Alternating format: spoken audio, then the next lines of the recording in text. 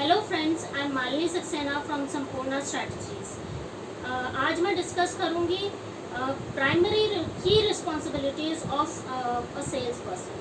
तो नॉर्मली क्या होता है कि ये जो रिस्पॉन्सिबिलिटीज़ होती हैं इनको दो कैटेगरीज में डिवाइड करा जाता है, एक तो प्राइमरी रिस्पॉन्सिबिलिटीज़ और एक सेकेंडरी। तो आज का वीडियो जो है वो प्राइमरी रिस्पॉन्सिबिलिटीज़ पर होगा और आगे मैं फर्दर सेकेंडरी रिस्पॉन्सिबिलिटीज़ पर भी एक वीडियो बनाऊंगी। तो जो प्राइमरी रिस्पॉन्सिबिलिटी में सबसे पहली जो रिस्पॉन्सिबिलिटी है वो है आइडेंटिफिकेशन ऑफ कस्टमर्स नीड्स। तो अब इसमें क्या है कि कस्टमर की एंड पे जब सेल्स पर्सन जाता है तो जाते ही उसको अपना प्रोडक्ट या सर्विस के बारे में नहीं बताना होता है। उसको पहले समझना होता है कि सामने जो आप उसके बैठा हुआ है प्रॉस्पेक्ट, वो उसको क्या चाहिए, कौन सा प्रोडक्ट चाहिए, क्योंकि आपके पास may be an number of products हों तो उसमें उसकी नीड क्या है। हो सकता है कि वो जाते ही बताना शुरू कर दे एक लो एंड का प्रोडक्ट, जबकि कस्टमर की रिक्वायरमेंट एक हायर एंड के प्रोडक्ट की।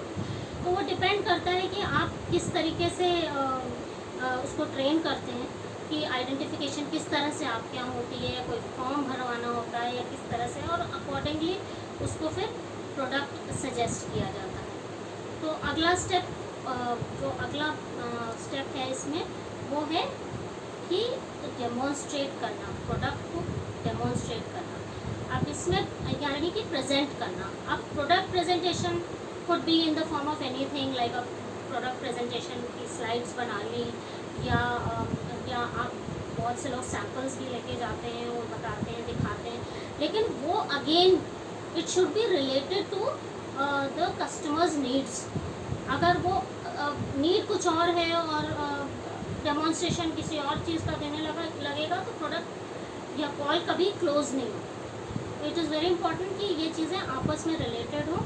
और इस समय ये बहुत इंपॉर्टेंट होता है कि फीचर्स, एडवांटेजेस और बेनिफिट्स, इसको फैबिंग कहते हैं। ये फैबिंग जो है वो बहुत अच्छे तरीके से जितना होगी उतना ज़्यादा एडवांटेज कॉल क्लोज करने में होगा।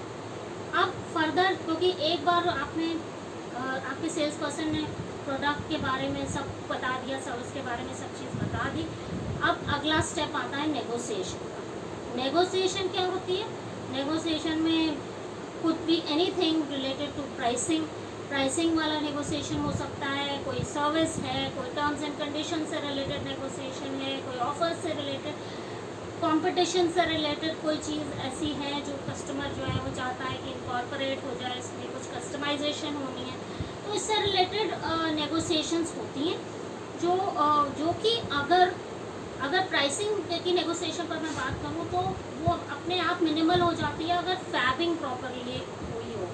फीचर्स, एडवांटेजेस, बेनिफिट्स पहले की स्टेज में जो कि डेमोन्स्ट्रेशन और प्रेजेंटेशन की फेज़ थी, उसमें अगर वो अच्छे से किया गया है तो प्राइसिंग से रिलेटेड नॉर्मली नेगोशिएशन कुछ होता नहीं है, क्योंकि उसको कस्टमर को भी ये लगता है कि हाँ ये प्रोडक्ट मेरे लिए बेनिफिशियल है और वो डेफिनेटली उसको लेता है, चाहे वो उसके लिए एक्स्ट्रा ही पे कर रहा हो। इसके फर्दर हम जाते हैं हैंडलिंग ऑब्जेक्शंस पे, कि क्योंकि एक बार नेगोशिएशन हो गई फिर ऑब्जेक्शंस भी आती हैं कि किस तरीके से आप डिलीवर करेंगे, कैसे करेंगे, आगे फर्दर सर्विसिंग कैसे होगी, ये सारी चीज़ें हैं कि ऑब्जेक्शंस का पार्ट है। एक बार वो प्राइसिंग पर ओके हो गया कि और आपके टर्म्स एंड कंडीशन पर ओके हो गया, फिर ऑब्जेक्शंस हैंडल वो स्टेज भी बहुत इंपॉर्टेंट है। ऐसा नहीं है कि हैंडलिंग ऑब्जेक्शन, यहाँ पे भी आकर के बहुत बड़ी गलतियाँ होती हैं। तो यहाँ पे आके जब ऑब्जेक्शन हैंडलिंग ठीक से नहीं होती है तब भी कॉल नहीं क्लोज हो पाती। तो ये भी एक बहुत इंपॉर्टेंट रिस्पॉन्सिबिलिटी एरिया है किसी भी सेल्स पर्सन के लिए। एंड इसके बाद last but not the least is now the call will get closed. Once the objections get handled, then the closure of the call takes place. अब closure के time पे भी बहुत इम्पोर्टेंट होता है कि जल्दबाजी नहीं होनी चाहिए। ऐसा नहीं लगना चाहिए कस्टमर को बस हो गया, कॉल क्लोज हुई और अब ये निकल लिए। तो अब इसमें जो है ना बहुत इम्पोर्टेंट है कि अच्छे से उसको क्लोज करके जाए। अगर पॉसिबल हो तो उसी समय आपके प्रोडक्ट में अगर आगे सेल्स पर्सन का मिलना नहीं होगा तो रेफरेंस भी मांग सकता है उससे फर्दर।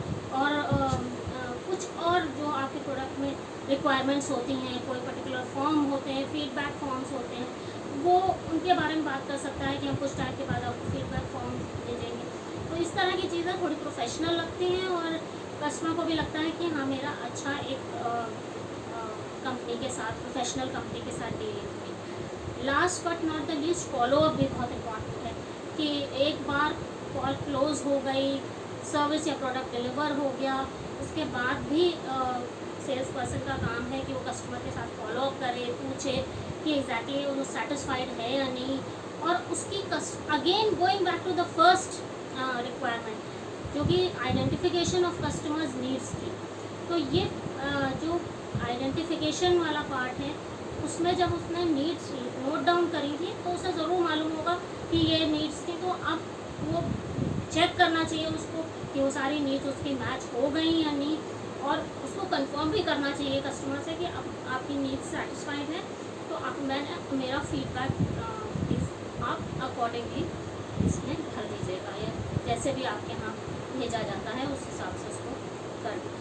तो अभी मैंने आज ये प्राइमरी रिस्पॉन्सिबिलिटीज़ के ऊपर वीडियो बनाया।